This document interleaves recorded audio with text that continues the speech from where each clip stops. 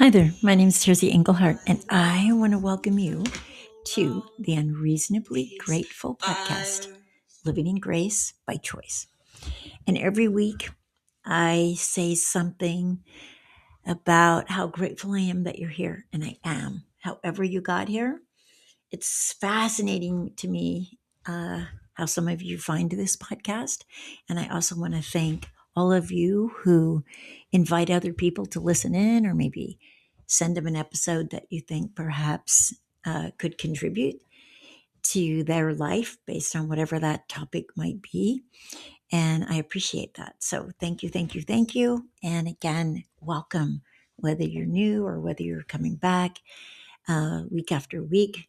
I release a new episode every Sunday morning. And these are just stories from my life, tidbits of wisdom I've gleaned over the years.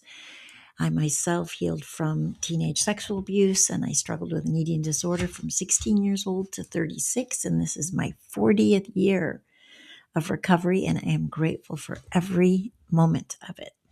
So, thank you. I appreciate you being a part of this journey, and I hope that you hear something that helps you take your next step, that guides you further along on your own path to becoming more of who you are created to be. Most of us, I think, live from some lesser version of who we are, defending, protecting, not wanting to make the same mistakes again, or just not wanting to risk anymore, playing it safe, playing it small, whatever it might be. And yet there is this whole rich life of promise waiting for you that sometimes we limit by our fears and our resistance. Um, Also, sometimes I think we simply hold on to what we know, what's familiar, even if it's not that great. It's familiar, we know it, it feels like security. And I just want to remind us that oftentimes what feels like security can actually restrict or hold us back from the promise that we were born into, what's actually available for us. And so sometimes we have to look at what are we what are we holding on to as a sense of security? And if we let go of that, what might be possible? What promise might we be able to live into? Okay, so this particular episode is giving what you can right in the moment and being a cheerful giver. And I just want to share, I'll catch you up a little bit of what's going on with my sister. I didn't say that much about it last week. So she had completed 5 weeks of chemotherapy, and it actually wasn't effective. The tumor not only didn't shrink, it actually grew some. So that was depressing and discouraging and lots of emotions to navigate. And she did a beautiful job of that.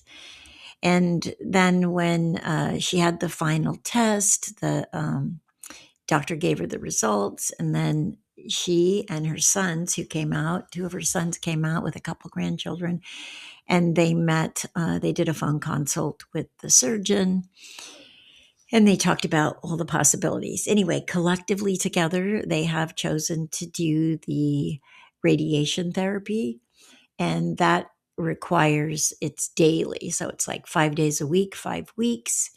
But it's 2 hours from where we live. So it just wasn't possible for her to stay here, and we couldn't do that commute.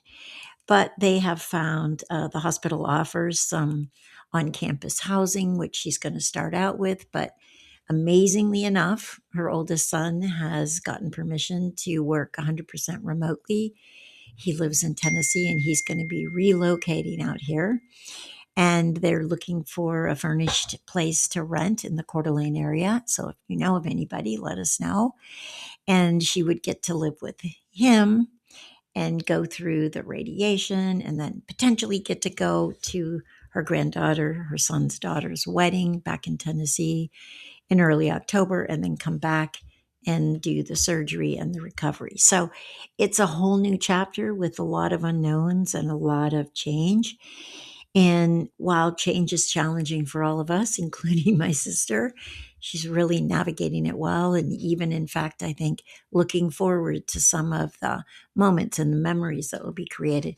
She was an absolute champion when her kids came out, how she rallied and participated in all the things they wanted to do. It was inspiring and amazing, a little bit frightening. I felt like she was overdoing, but I also trusted her. She had one fall, which was tough, and she got through that, and then almost had another fall. But my daughter-in-law, my other daughter-in-law, caught her.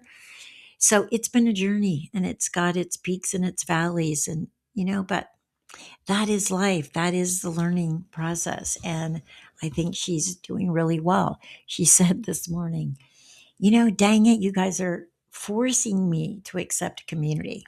And I just want to share a little bit about that because, sometimes I think we limit the resources that are available to us because we keep our life small. And it's small, it's safe, it's comfortable, it's known, and I get it. I get it. I've done it. But there's something that's available when we can let go. There's the opportunity for other people to step in and contribute. And I want to share a little bit about that. It wasn't easy for me to think that I couldn't support my sister through the radiation treatment. And I want to distinguish for you that there's a difference between can't and won't. So can't sometimes is it just not doable for whatever reason. I couldn't live my life and manage the farm and the milking and all of that with radiation being 5 days a week, 2 hours away. And I couldn't stop my life and move up there. But how beautiful that her son saw the need and stepped in. And not only did he see the need and stepped in, but he had recently met someone newly online originally, and then she was visiting Tennessee. And it turns out she lives in Boise, but actually grew up in the area where we live. And she's really stepped up like an angel and has offered to help. And so these pieces are coming together in such a beautiful way. And I don't know what you believe in. You guys know I believe in a loving God, and I believe that love shows up in miraculous ways, and it works on our behalf if we can just get out of the way. And that's what I believe is happening. That love is moving people into just the right places if we will participate fully and sometimes get out of the way and sometimes step in and offer. And so I wanted to speak sometimes to those of you who are givers.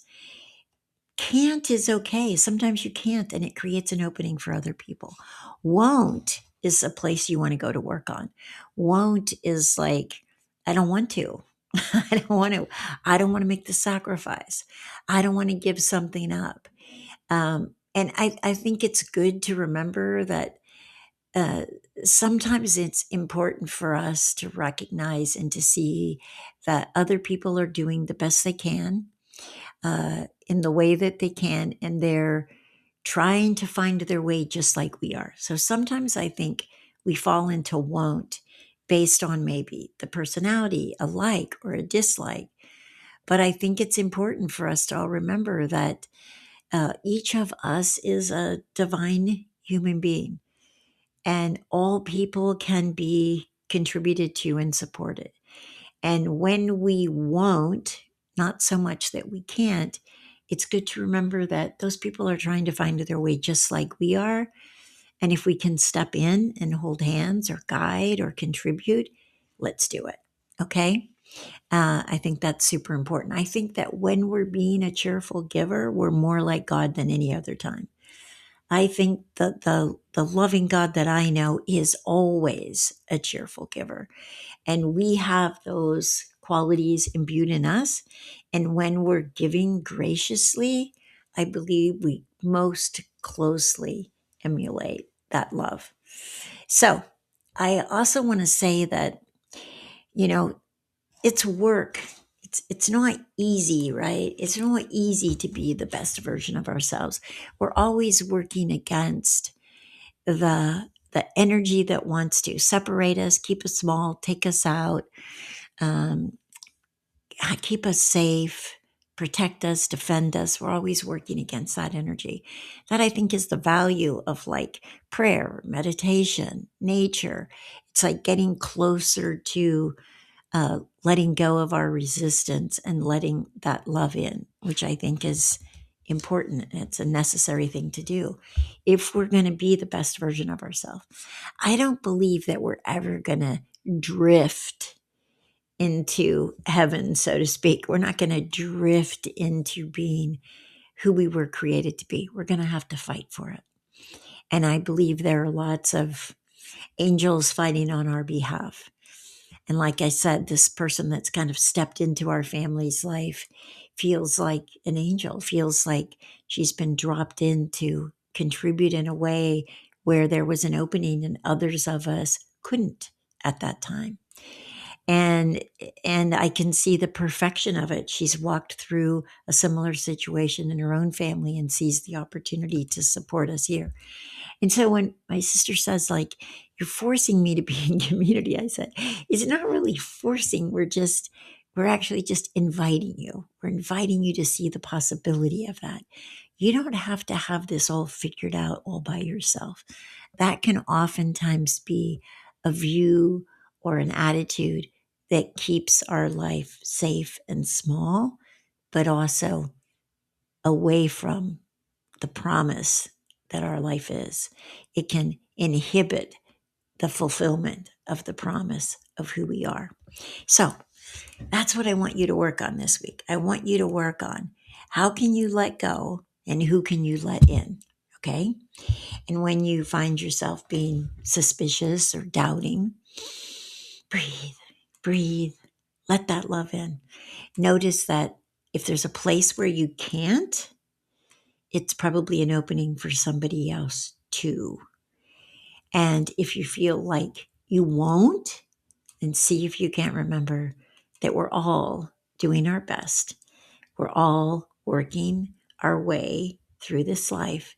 And if there's an opportunity for you to support or encourage or contribute, do. All right. Have a beautiful week.